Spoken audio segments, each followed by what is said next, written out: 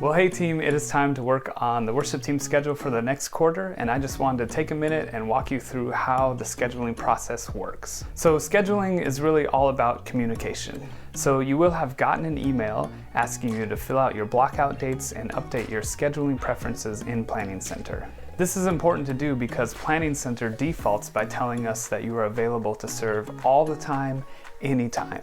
If that is true, you can click I have no blockout dates at the bottom of the email, and that just communicates to us that you have seen the email and you truly are able to serve anytime. But if that's not true, it's really important that you let us know what dates you can't commit to serving by filling out your blockout dates.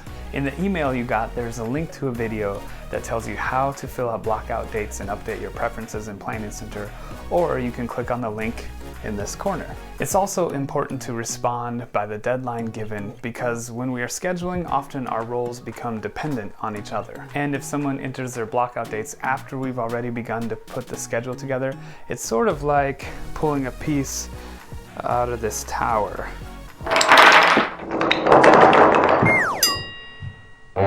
It affects all the other pieces around it, and it creates a lot more work for us as we're building the schedule. So communicate your scheduling needs as best you can.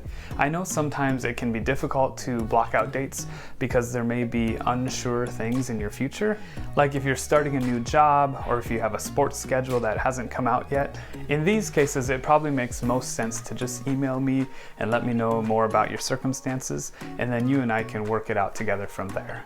What you don't want to do is just not communicate at all, because then we end up with this tower situation.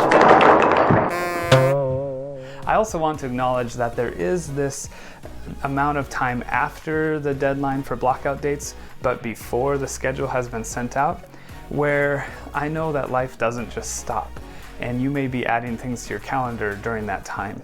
It is helpful if you can remember to communicate those things to us as well so that we can be aware of them as we are building the schedule. Anything to avoid the crumbling block tower. Anyway, after we put the schedule together, we'll send it out to you and you'll get an email that looks like this.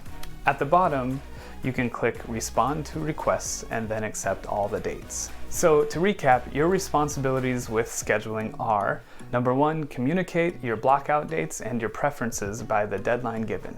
And number 2, when the schedule is sent out, click on Accept for the dates for which you have been scheduled. And number 3, serve as scheduled or work to find a replacement for yourself when something unexpected comes up. If you do need to find a replacement, you can click on the People tab inside Planning Center. From there, you can filter by tags and then select your position on the team, and a list of people and contact info will become available to you. Thank you so much for serving in this worship ministry.